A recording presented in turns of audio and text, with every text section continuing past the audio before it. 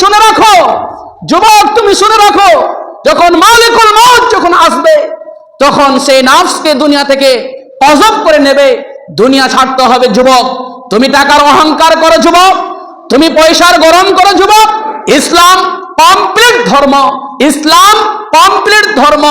আল্লাহ সুবহানাহু ওয়া তাআলা বলছেন ইন্নাদ দীনা ইনদাল্লাহিল ইসলাম, নিশ্চয় দিন আল্লাহর নিকটে শান্তিময় ধর্ম।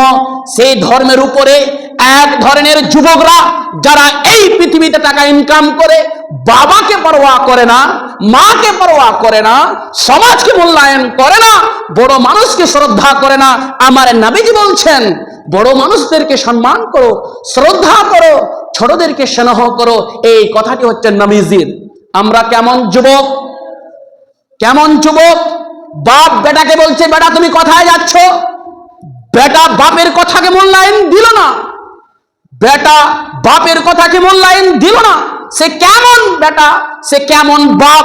অবশ্যই তার দুর্বলতা রয়েছে, অবশ্যই তার দুর্বলতা রয়েছে।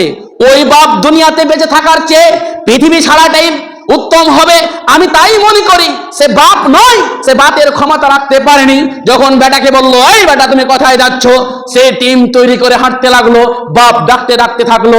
এই হচ্ছে যুবকদের ব্যবহার, চরিত্র।